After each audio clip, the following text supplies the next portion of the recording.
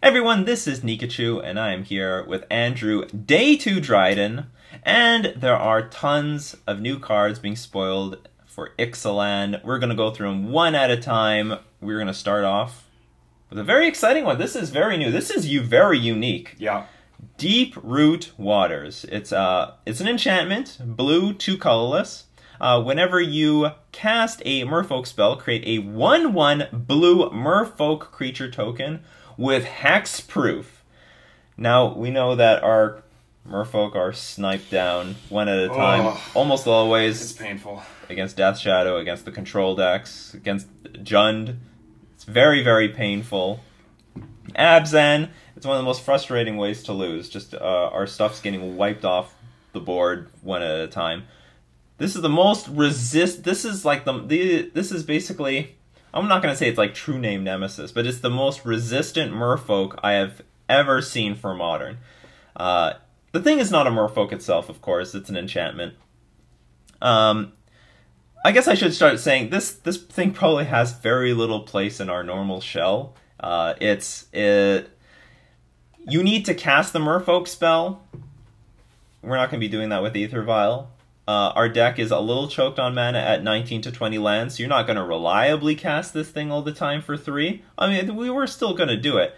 And I don't know if we need so much help against the attrition-based matchups. I think we have a lot of game. It's not helping us against the matchups where our opponent is like racing us really fast when we're on the draw. Like, this thing looks terrible on the draw. You like go, I don't know, Curse Catcher Lord, and then on your third turn just put this enchantment in play and nothing else. So, I mean, I don't know. I think that feels really bad. What do you think? I think there's a lot of downside to this card. Like, you mentioned a lot of it. It's a 3 mana, like, do nothing, you know? This is the same issues with Monastery Siege, right? Like, it's a 3 mana, it doesn't do anything. Right, it comes into play. Yeah. It's an enchantment, it doesn't attack or block. But the upside is potentially large. In the current shell, yeah, I think at best it's a sideboard card. Maybe 1 or 2 of. You sideboard it in, maybe in the matchups where you take your Aether Vials out. Right. Because it's a bit of a non-bow there. Plus, it makes a lot of sense. Plus, it's those attrition-based matchups you mentioned. You want this in a matchup where maybe you don't want Aether Vial, right? You're generating value off your creatures. You're making chump blockers for Death Shadows and things like that. And they will chump block. And they will, oh yeah. That's a good thing is that, like, in Legacy, Golgari Charm is very, very popular. It's not popular at all in Modern. I think the best we got is Zealous Persecution, and really that's also down in numbers. So these creatures are incredibly resistant right now. Yeah. If we do get these little creatures on the battlefield, they're there to stay. Yeah, sorry, I was just going to say, yeah. You know what, I want to say, this has a lot of parallels to Oketra's Monument, which is like crushing standard. That thing, of course, we don't have the sort of medallion effect with this card. It doesn't make the cards that we cast cheaper. That'd be so broken. Well, is that a medallion effect? Yeah. Oh man. Well, I mean, that's what Oketra's Monument is. I know, but like, can you imagine if it was this card with like your blue spell, even your Merfolk spells cost 1 colorless less? Oh. Remand for 1. Get a hexproof blue creature. Then we could be really talking. Yeah. Anyway, but sorry, I didn't mean to. But that effect is really powerful. Yeah. I mean, I played with Oketra's Monument in Standard, and you know, playing creatures, getting these 1/1s, it's a really strong effect because if you do fall behind, it does help you pull ahead. So let's say on your 4th turn you can play 2 creatures. Then that means you get 2 of these 1/1 blue Merfolk creatures with hexproof. If you play 2 lords, you actually put like at least 12 power on the board, because the lords themselves will be 3/3s, and then the Merfolk creatures will also be 3/3s, and they can't be killed. So you actually, in theory, you could possibly stabilize in that situation, or even play Lord Curse Catcher, something like that would also be fine. This thing, so it has that sort of Oketra's Monument effect, which I think is very powerful. But let's say, okay, this may not have the perfect fit in our shell, but maybe there is actually a completely different Merfolk deck that could play this. Let's say we don't play with Aether Vial as the card that we catch up on the draw. How about Gemstone Caverns? Like, what if we jam 3 to 4 Gemstone Caverns in our deck? then you could play this on turn 2 on the draw, and then you have like you could start running this engine very, very quickly. Maybe a control show, like this generates long-term value. I don't know.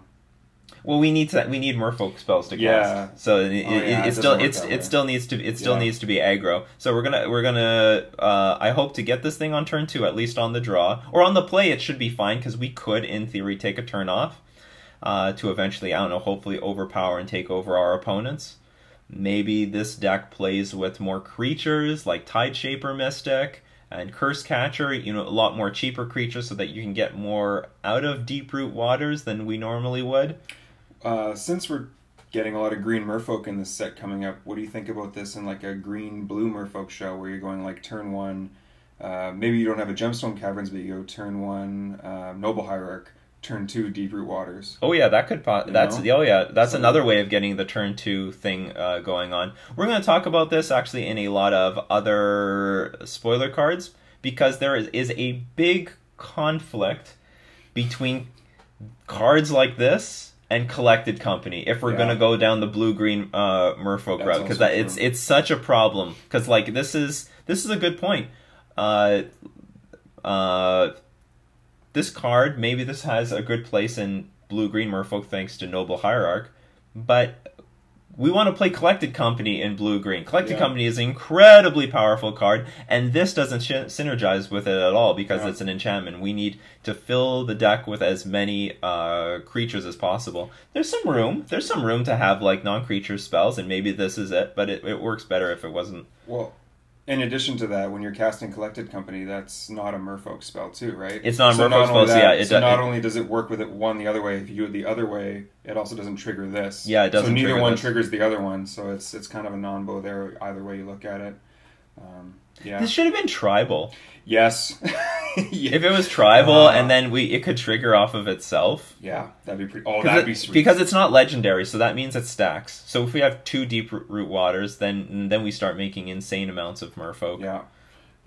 I think someone said online recently that this is sort of proof that they don't want to bring back tribal because they didn't do it in something like this. I don't know if that's true, because tribal probably needs to be like an overarching set mechanic, not just like pirates, dinosaurs, Merfolk, but could have been. This would have been really. This feels like pirates could have been a tribal thing, right? But my point is, unless it's whatever. I'm saying I don't know if tribal's dead, but it would have been really nice to have this as tribal, like while we're wishing for things. That would have been pretty sweet. Yeah, I don't know. So I think this is also let's go back about like how playable it is and the normal Merfolk deck, because I mean it's definitely a long-term threat. It's very nice against control. If you can resolve this against control, it will make your entire game plan so comfortable, because when it's a cast thing, so a creature doesn't have to enter the battlefield. Every single time you cast a Merfolk spell, you're going to get this 1/1 blue Merfolk creature that your opponent is going to have to sweep off the board. Essentially, every Lord you play becomes Supreme Verdict worthy. So you put one Lord of Atlantis. If you do resolve Lord of Atlantis, you're going to have 4 power in play, and it demands a Supreme Verdict from your opponent. So going to be super powerful, I think, against all control decks where you can get this thing to resolve. And if you have like 2 of them, then I don't know if you want to against like for example against blue-white control, they would just like detention sphere them all, so you don't want to leave yourself vulnerable. So, but just as one, it looks good, and I don't think you're wasting cards, by the way. So like, let's say you play this thing turn 3 against control, and then you play Lord of Atlantis after that. Yep. Now you have 4 power in play. You would get something very similar if you had, say, you spent turn 3 on Meregery and then turn 4 on Curse Catcher, for example, or Silver Gilladept, whatever. You spent 2 turns playing permanents, and you have 2 things in play. And the same thing goes up with Deeproot Waters. You spent 2 turns playing permanents, and you have 2 things in play. Except past that, you're just going to get exponentially, well, not exponentially, you're going to incrementally more creatures. Yeah, being able to, like, making it easier to not overextend into a sweeper is fantastic. You basically never have to overextend. It's also, well, sorry, no, continue. Well, you can also go wide against Wall of Omens. That helps a bit. So sometimes playing 2 creatures isn't enough against a Wall of Omens. because they just block one. They keep taking 2 damage, whatever. They don't care. Yeah. But now, if we've got Deeproot Waters, if we play 2 creatures, we also get 2 1/1s, and so even if, let's say the 2 creatures we played were Silvergill Adepts, the we can go wide against the Wall of Omens. They'll take 4 damage instead of 2. Yeah, sorry, I don't want to interrupt you, especially when you're on a roll. Ultimately, like, while this card is good against Blue-White Control, I don't think we need it. I think we have a very good game against Blue-White Control. I murder this deck all the time. We've got really good plans, a lot of good tools. I mean, the right counter magic, Relic of Progenitus, Tectonic Edges, and we have so many tools in our toolbox for control decks. I don't know if we need this thing, especially against Blue-White Control. Maybe another control deck in the future could force us to look at this thing again. But yeah, it's not filling in cracks that we need filling. I like it against Edict effects. This is good against a Liliana. You know, if you're in top deck mode, which hopefully you're not in.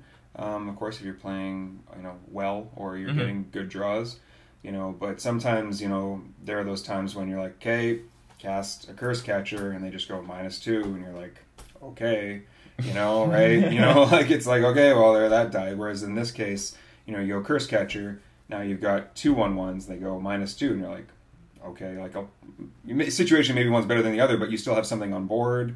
Like you need, I don't know, like it generates long-term value, right? So yeah. I would like to brush on the Black-Green X decks a little briefly. I have no idea how good this will end up being against them, because they run Inquisition, they run Thoughtseize, so they can pluck it from our hand if they want to. They have a lot of time to do it. We can't get underneath that. And on top of that, they also play with Abrupt Decay, so in the event that they do want to do something about this, they can kill it. Yeah. There are some ways of playing around that, like you can wait to 4 mana to play this plus Curse Catcher and guarantee some value. An argument for this card would be that we overload their Abrupt Decays, and we also overload their Inquisitions and Thoughtseize. Yeah. Thoughtseize, because if we have, like, they need to take Silvergill Adept, they need to take Spreading Seas. If this is another thing they need to take with Inquisition and Thoughtseize, then all of a sudden they are actually in trouble. Yeah. So while this thing can get plucked by those hand disruption spells, if we have too many must-take cards, then they're going to have to leave something with us. Mm-hmm. Take this enchantment, but you're stuck. You're not going to have any red mana for the rest of the game. Yeah. And once the hexproof creatures start coming out, again, this is sort of, a best-case scenario. But I mean, the answers are what? If they're playing Pyroclasm, if it's a Jund list, which I don't think many do anymore, or Damnation. It's going to have to be some sweeper. Yeah, the answers are... a big sweeper. Yeah, the answers are very limited with what they play, if I'm not mistaken. Yeah, they're small creatures. They still need to get pumped up, but they're there permanently. Yeah. I mean, they're also going to still have some problems, attacking into us while leaving their Planeswalker undefended. Mm-hmm. Or even if we have, say, 3 1/1 blue Merfolk hexproof creatures on the battlefield, do they really want to attack with Goyf when we could play Lord of Atlantis and attack for 6? Yeah. Something to that effect. I'm also wondering, this we talked about if we build a deck around this with Gemstone Caverns, for example, to get this thing on turn 2, this deck also might benefit from just a deck that brings out tons of gas. Wistful Selkie, is that the one I'm talking about? It is. That's the 3 hybrid mana one? Yeah, 3 hybrid mana, yeah. Enters the battlefield, draw a card. That looks a lot better with this, because you need to keep the gas coming. It has to just you're constantly playing creatures to add to the board. It's sort of like Bygone Bishop in Standard, where, they play creature, 2 mana cost creatures, get clues, crack them, get more stuff, make that Oketra's Monument as good as possible. I just realized that these Merfolk creatures can also crew a Smuggler's Copter. Oh, they could crew a Smuggler's Copter. I just realized that. Copter's still good. Yeah, it doesn't trigger this thing, but what? We can take a few slots off to make sure that we have some Copters in this deck. Yeah. Do you want to... I don't know. How much more do you have to say? I think I said everything I need to say about Deeproot Waters. Yeah. The last thing I just want to mention, and you can obviously, is... how many would you play? In the rough current shell that the deck uses, what are your thoughts on main deck copies, sideboard copies, numbers? In the current shell? Yeah. Probably 2 in the sideboard if I wanted to play this card. It doesn't feel like a card that I want to like overboard for, but I don't want to put in like one. I definitely don't see this thing in the main deck. We can't. There's not. We're just going to get super rolled by decks like Affinity. Like in the game, you know, I have at least some damn chance against Affinity, but when I have this in my card, this card in my hand, I'm like, this isn't going to do anything against them.